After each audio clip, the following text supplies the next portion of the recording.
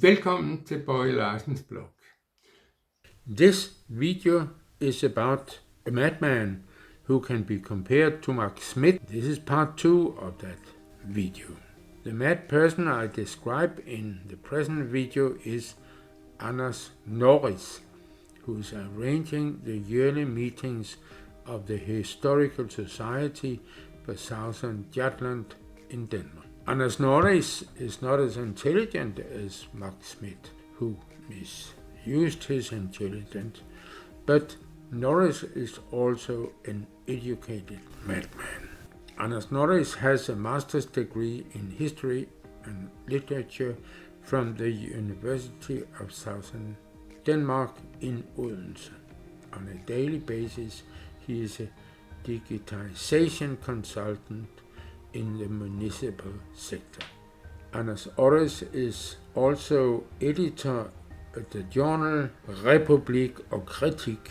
It's named differently in different places, but he's not fired for that. In December 2022, I was contacted by him via his assistant Hans Schulz Hansen, who asked me to come and make a speech on April 29th at 1 p.m. at the yearly meeting here at Historical Society for Southern Jutland. I was happy to get this invitation. I researched SCHMIDT, as you understand from my first video, and it's nice that somebody finds you and wants you to present your research. So I made notes on what I should say and how. They also asked me for a short description of what I would say.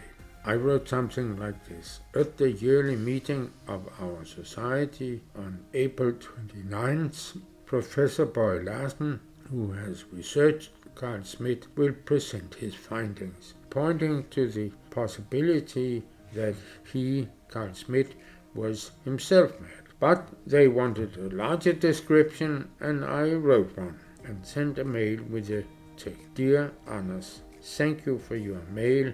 I think now I understand what you want. Here's a proposal for a headline and description in the meeting notice that is a little more standard. If it is too much expended, I ask you to delete the points that, in your opinion, sell the least or correct purely factual errors. I was seriously surprised when I got this following answer from Hansen, the assistant to my answer slightly shortened. They wrote me, Dear Bøje Larsen, from the mail correspondence between you and NORRIS, which I've seen, it must have been Hansen who writes, it appears that you are apparently rather disoriented in relation to what was originally agreed. This is mainly shown by the fact that you almost consistently refer to Chief Physician SCHMIDT as Carl Schmidt and link him to Gråsten Hospital instead of Augustenborg Psychiatric Hospital. But I had asked him to correct factual errors, not complain. He would cancel the arrangement just because of these factual errors. And Hansen goes on, you are wrong to connect Schmidt with personal conflicts that has nothing to do with the court settlement about the collaborators with the Germans during the German occupation of Denmark 1940 to 1945. As far as I know, Hansens go on, there's been no psychiatric hospital in Gråsten, but only a rheumatism hospital. You have also not managed to deliver a presentation at the lecture within the desired scope. For these reasons, we have become insecure about putting you on as a speaker at our annual meeting. I hope you understand that. I also hope you'll understand that under these circumstances, we cannot meet your request for compensation for the cancelled lecture here more than 2 months before the agreed date. Okay, money is important here. Just a few words on the mentioned Carl Schmidt. He was a German constitutional lawyer who is also known as a political philosopher. His main theoretical argument was that one should consider something legal if it is based on the will of the people.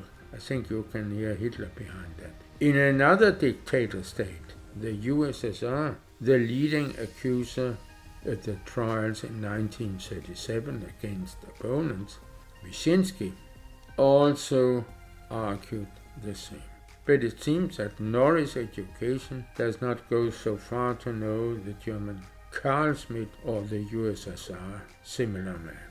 Further, Hansen writes, I must clearly deny that the cancellation is due to Maximus being controversial. On the contrary, we wanted a lecture because SCHMIDT was a controversial. What does it mean? Everybody knows that he was controversial. I know that, they know.